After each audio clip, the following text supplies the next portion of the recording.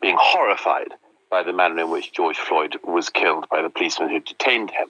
But the death of one man in Minnesota at the hands of one policeman is not a reason for people to, in their thousands, turn out at cities across the world, as it happens now, certainly across all of Europe, across Brussels, Stockholm, London, Glasgow, to turn out in their thousands repeatedly, day after day, and do several things. The first is to completely break the lockdown that the rest of the country has been told it's so vital for us to be in.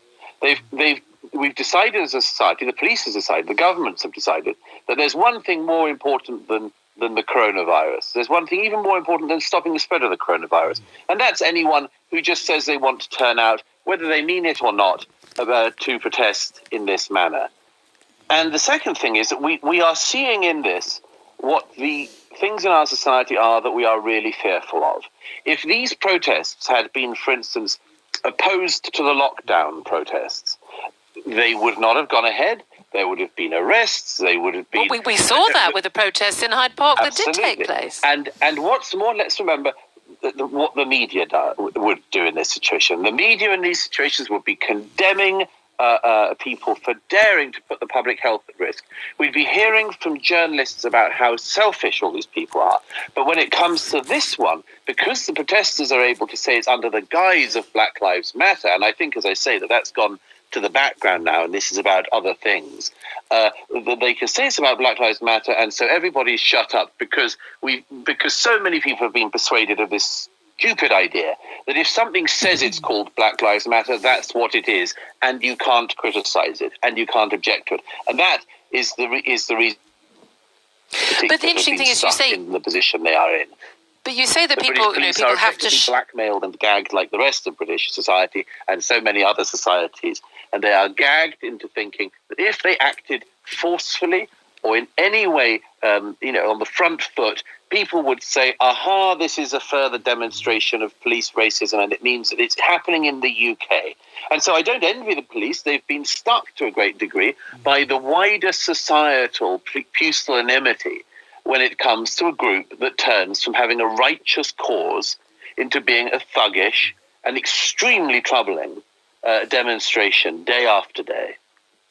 I'm sorry to interrupt you there. The vagaries of talking in different rooms with different phone signals and the like. You mentioned at one point that the police are being gagged and everyone has to shut up and not speak out.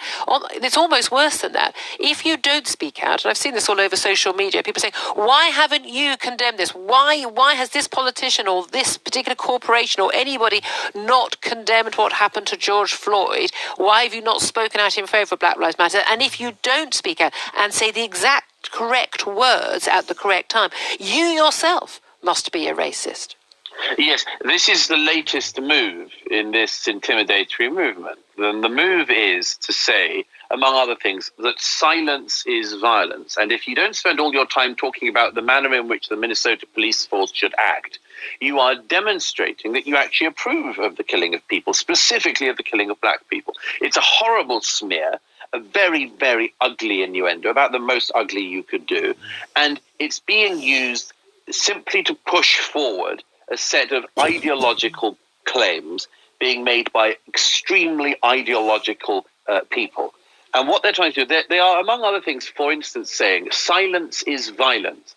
These are, by the way, the same people who spent recent years saying that words are violence, that if you don't use the correct words and you use certain words, those words are violent. And simultaneously, actual violence isn't violence. So silence is violence, words are violence, but violence isn't violence, it's something else. It's, what is it, effusive action or something like this, maybe particularly strong expression of one's feelings. Well, sorry. No, as a society, we have very clear limits on these things. You may feel very strongly about all sorts of things. I do, you do, we all do. But we know, among other things, that there are things that stand above that. In the COVID era, we have, in the main, believed that actually standing much more important above our personal views and feelings is the greater public good. We also recognize that there are all sorts of things that annoy us and offend us and sometimes grieve us greatly. But it doesn't mean that we can go and beat up British policemen. It doesn't mean that we can rampage through the streets. It doesn't mean that we just tear down whatever we want to tear down. We know that. And yet the rules seem to be different. What did you make about, talking of the tearing down, of the tearing down of the statue to Edward Colston? He was, of course, a Bristol slave trader. He made huge amounts of money. He later, the statue, by all accounts, it was given for was put up because of recognising his philanthropy. Huge amounts of money given. A large part of Bristol built with his money. Of course, money made through the selling of black slaves and the American slave trade. But the taking down of his statue, a man who who acted in the 17th century at a time when this was normalised behaviour, but also the defacing of the Winston Churchill statue with the words, "is a racist." What did you make of both of those events? Yes, and much more. I mean, on Wednesday last week, Al Haig statue defaced on Whitehall, and the cenotaph defaced. These are. I mean, the problem is that there are people who excuse one of these, and then in the end, you're on this famously slippery slope where you basically have to tolerate all of it. And I think it's all intolerable. I don't think that crowds and mobs do have the right to pull down things that they claim to be outraged by. And by the way, I don't think they are outraged particularly by this statue in Bristol. The statue was put up because clearly the city was paying homage to the philanthropy of the man in question. Now, statues are a notoriously tricky issue. They are in every country because they tell you things about your past. But there is a misunderstanding, among other things, that the mob that operated yesterday in Bristol had. People seem to actually think that in some way this statue was there because of celebrating the slave trade or emulating it or worshipping it in some way. Now, the scenes themselves were reminiscent of somewhere in the Middle East or something, where after a revolution and where everybody's passions just go wild. I mean, the mob jumping on the statue of Edward Colston and jumping up and down it was this deranged behaviour. I mean, this was a deranged mob. And there are people, of course, who, again, want to push their own political agenda through and say, oh, if you're critical of the pulling down of the statue, it must mean you're pro-slavery. I mean, please, how simplistic these people want to make our world. The fact is that some of us are very worried about it because we know from history, one of the important things about studying history, what happens when mobs go around operating like this. And it's exactly what has been happening in London and elsewhere. It's been happening in Brussels, it's happened in Stockholm, which is that people become more and more emboldened about what they're allowed to do by a society, and a police force has become cowed by them. Particularly young people, particularly young men throughout history have this. They test what the limits of violence are. They test what their elders are going to allow them to get away with. And once they've got away with one thing, they try to get away with the next. And there seems to me to be no quarter to give on this, because there are very interesting and important discussions to happen about our past, but they're not this one-directional mob behavior to tell us what our past was.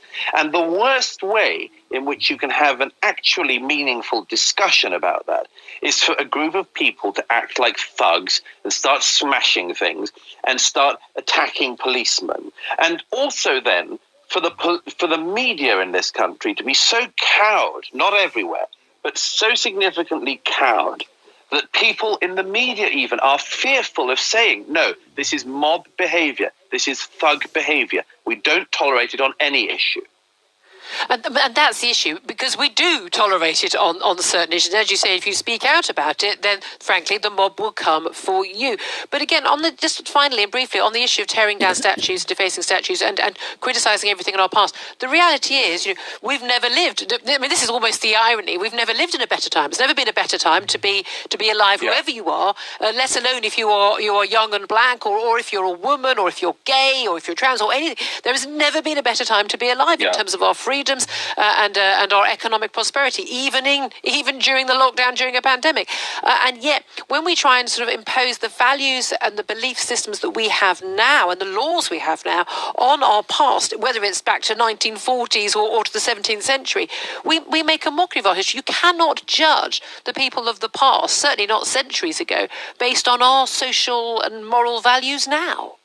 No, these people are trying to, and they're doing so in a in a manner of incredible hostility to our country. It's not looking at us and looking for a fair estimation of our past. It's an incredibly hostile attack on our past. It's a hostile pretense of interrogation of our past. And the great irony of it, as you just put your finger on it, is that they do so in the countries that are most free and most desirable to live in, because they're the most tolerant. And what has happened in this era, and this may well have been exacerbated by the lockdown, is that we see the morbidities that exist in a society. And one of the morbidities in British society is this pretense that we are this fantastically racist, terrible country, when in fact the people who say that have got away with saying it without enough opposition for too long. And the result is that you see wounded policemen on the streets who have nothing to do with Minnesota policing, who are being attacked and assaulted, and our monuments attacked and pulled down, and Winston Churchill's statue defaced, all because so many people for such a long time have allowed people to just get away with lying about this country's past and lying about its present. Okay. Douglas Murray, always a pleasure to speak to you. I'm sure people are cheering right now listening to the radio. Associate editor of The Spectator, author, of course, of the best-selling